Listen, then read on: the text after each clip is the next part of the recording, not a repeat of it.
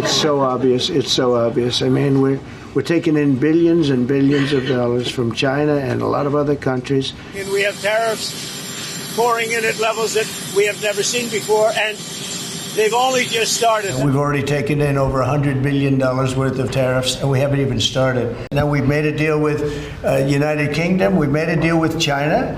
We've made a deal where... Sounds great, doesn't it? Starting in 2025, President Trump brought in a lot more tariffs on products coming from places like China, Europe, Mexico, and Canada. These tariffs were pretty high, sometimes 10%, sometimes up to 145% on certain products. This wasn't just a few things. It covered tons of stuff like clothes, electronics, cars, toys, and even food. What exactly are tariffs? Tariffs are basically taxes that the US government puts on stuff that comes into the country from other countries. If a company buys products from overseas to sell in the US, the government charges them extra money, like a tax at the border. How much money has the US made from these tariffs? The US government has collected a ton of money from tariffs. In the first half of 2025 alone, it made about $100 billion from tariffs. For the whole year, this might add up to around $300 billion. That's money the government is getting because of these taxes on imports. But who really pays these tariffs? Here's what happens. US companies pay the tariffs first when they bring goods into the country. Then, these companies usually pass on the cost to American buyers by raising prices. So basically, the extra money comes out of your pocket, not the foreign companies' pockets. Sometimes, foreign companies might lower their prices a little bit to keep selling to the US, but that's rare, and it's usually pretty low compared to what US consumers pay. So how does it work? Take a company like Adidas. Adidas makes most of its shoes and clothes outside the US. When tariffs went way up, it started costing Adidas a lot more to bring their products here. So what did Adidas do? It had two choices: eat the extra cost, which for the company means losing money, or raise prices so that you, the buyer, pay more. Of course, it raised prices. What does this mean for me? Well, that cool pair of Adidas sneakers you'd buy for $100 in 2024 might now cost $120 or more. When you go shopping, you may see Adidas doesn't have as many styles or colors in stores because they're bringing in fewer products. Sales and discounts might be fewer or smaller because Adidas needs to keep prices higher to cover costs. So basically, higher prices, less sneakers. And that applies to many things: t-shirts, phones, laptops, toys. All of these things pretty much cost more because of tariffs.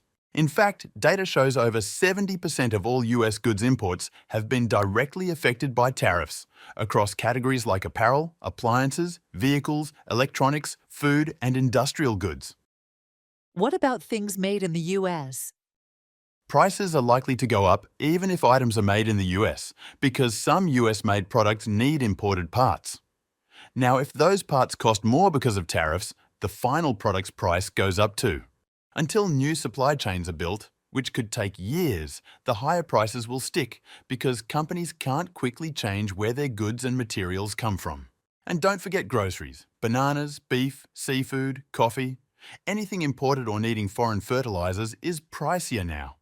Meat prices, for instance, rose approximately 7%. What happens if people buy less because of the big price tags? Well, let's say Adidas shoes just become too expensive to afford. The company will have to make some tough decisions, and one of those could be layoffs, forced by shrinking profit margins. Why is Trump doing this?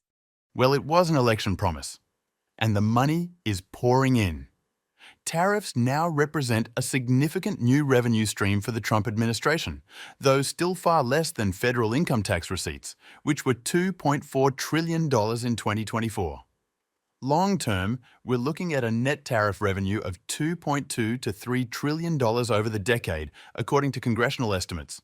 It's just that the Trump administration has pushed the tariffs as paid by China, paid by Europe, paid by Mexico. But the data shows that it's not foreign exporters, but mainly American companies who are paying the tariffs and passing on the cost to American customers. While some foreign suppliers may reduce prices at the margins, the hit is minimal. And it's the regular American who's paying more at every checkout counter across the country. Is it going to be worth it?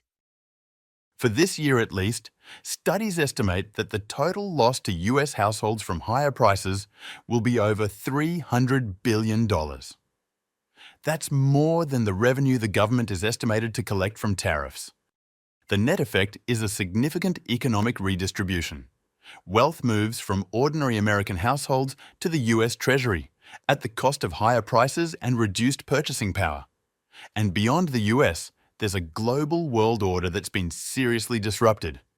Has Trump broken the WTO? We'll explore that in another video. Subscribe to stay updated.